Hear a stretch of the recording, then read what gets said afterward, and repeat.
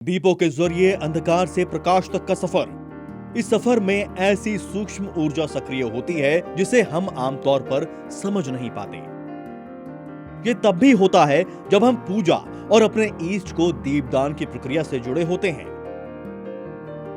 हम अपने जलाए दीपों की आभा जरूर महसूस करते हैं, लेकिन इसका असर तमसो मां ज्योतिर्गमय मृत्योर्मार्तम गम्य बृहदारण्यकोपनिषद। प्रकाश का वो असर हमारे लिए आध्यात्मिक होता है। इसे बृहदारण्यकोपनिषद का ये श्लोक बताता है। इस श्लोक में एक प्रार्थना है जिसमें कहा गया है, हे ईश्वर, मुझे अज्ञानता के अंधकार से ज्ञान के प्रकाश की ओर ले चलो। मुझे मृत्यु से मोक्ष की दिशा में अग्रसर करो। यह प्रकाश का आध्यात्मिक असर है, एक ऐसी ऊर्जा का संचार चक्र जो दिए के जलते ही हमारे चारों तरफ फैल जाता है। इसे विज्ञान भी मानता है, क्योंकि प्रकाश सूक्ष्म ऊर्जा का ही लौकिक रूप है। लेकिन सवाल है कि प्रकाश की ऊर्जा क्या बदल सकती है भाग्य? यह सवाल सुनने में रहस्यमय है, मगर इसका सहज उत्तर मिलता है इस ऋषिकुल में, जहां दीप प्रज्वलन के साथ बच्चे यजुर्वेद के ऊर्जा मंत्रों का जाप करते हैं।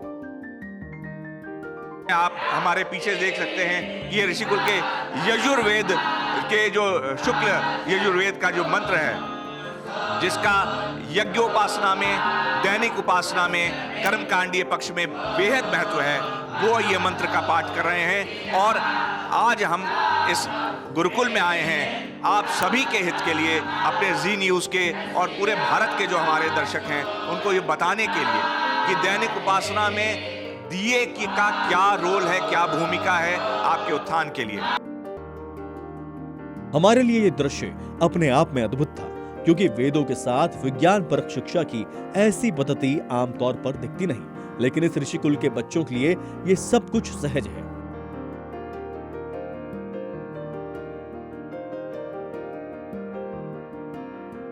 उतना ही सहज जितना दिए को जलाना होता है, मगर इसका गूढ़ अर्थ जब खुलता है तो आप चौंक जाते हैं। ऋषिकुल में प्रकाश के अध्ययन की यह पद्धति बताती है कि छोटा सा दिया अथाह शक्ति से भरा हुआ है। इसकी लौ आपका भविष्य बना सकती है। तो इसमें हुई एक गलती आपके पूरे स्वप्न लोक को स्वाहा कर सकती है। तो क्या दीप की ज्योति शक्ति को नियंत्रित करने के लिए कोई मंत्र होता है या कोई खास विधान? ये हमने यहाँ के आचार्य से समझने की कोशिश की। ओ दीपदेव रूपत्वं कर्म साक्षी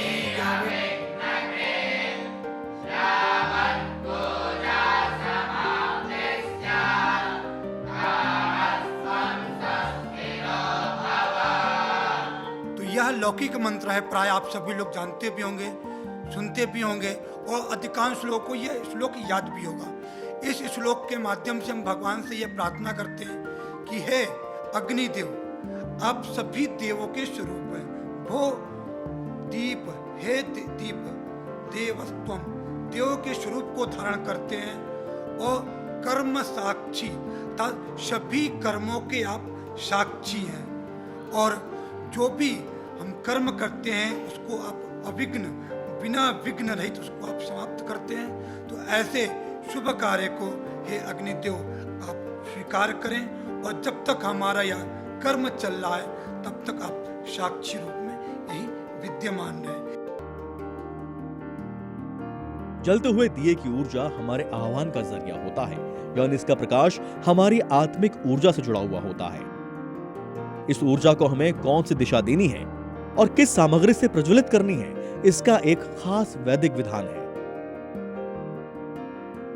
यह विधान हमारे ऋषि मनीषियों ने सहस्त्राब्दियों के शोध के बाद बनाए हैं। आचार्य समीर के मुताबिक इसमें गड़बड़ी का मतलब आपका पूरा अनुष्ठान विफल। बड़े बड़े यज्ञ इत्यादि में भी हम छोटी छोटी गलतियां कर देते हैं, और यही गलतियां हमारे उस बड़े से कर्म को निष्फल कर देती हैं, जिसके बाद हमें किसी भी चीज की प्राप्ति नहीं होती है। क्योंकि हम कोई भी कर्म करते हैं उसके पीछे कोई ना कोई उद्देश्य होता है, और जब उस उद्देश्य की प्राप्ति नहीं होती है तो हम कहते हैं कि अरे हमने इतना तो किया पर उसकी कोई प्राप्ति नहीं हुई। उसकी प्राप्ति ना होने का कारण यही है कि हम छोटे छोटे गलतियां करके हम उस फल को निष्फल कर देते हैं। तो क्या दीप जलाने का कोई खास तरीका है? आखिर कैसे सफल होता है हमारी पूजा में दीपदान? इस विधान को आप बेहद ध्यान से सुनिएगा।